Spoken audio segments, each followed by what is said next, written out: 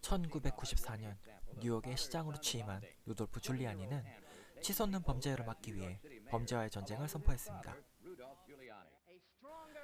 그는 먼저 쓰레기 무단 투기, 낙서, 무인승차 등 기초질서를 위반하는 사람들을 엄벌할 것을 약속했습니다. 그러자 많은 사람들이 그의 결정을 비웃었습니다. 강력 범죄와의 전쟁이 두려워 경범죄와의 전쟁을 선포했다고 생각한 것이죠. 하지만 그가 이러한 선택을 한 데에는 이유가 있었습니다. 바로 깨진 유리창의 법칙 때문이었습니다. 깨진 유리창의 법칙은 스탠퍼드 대학교 필립 짐바라도 교수의 실험에서 도출된 이론입니다. 1969년 그는 한 가지 실험을 계획했습니다. 그것은 유리창이 운전한 차량과 유리창이 깨진 차량을 거리에 세워둔 후 일주일 동안 차량의 변화를 관찰하는 것이었습니다. 두 차량의 차이는 유리창 하나뿐이었지만 결과는 놀라웠습니다. 유리창이 운전했던 차량은 아무런 변화가 없었지만 유리창이 깨진 차량은 배터리와 타이어가 도난당하고 행인들의 장난에 의해 심하게 파손되었습니다.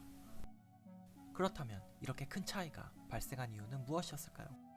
그것은 깨진 유리창이 주인의 무관심을 나타낸다고 생각하는 범죄자의 심리 때문이었습니다. 차량의 유리창이 깨져도 관심이 없는 주인이니 자신이 범죄를 저질러도 신고를 할 가능성이 낮다고 생각한 것이죠. 줄리아니 시장은 이러한 범죄자들의 심리를 역으로 이용해보기로 하였습니다. 경범죄도 강력하게 처벌함으로써 뉴욕에서는 어떠한 범죄도 용인되지 않는다는 사실을 보여주는 것이었죠. 그렇다면 결과는 어떠했을까요? 줄리아니 시장의 판단은 옳았습니다. 범죄율은 급감했고 범죄의 온상이었던 뉴욕의 지하철은 다시 시민의 품으로 돌아왔습니다.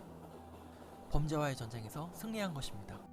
이후 범죄율이 높은 도시에서는 경범죄부터 관심을 기울이기 시작했습니다.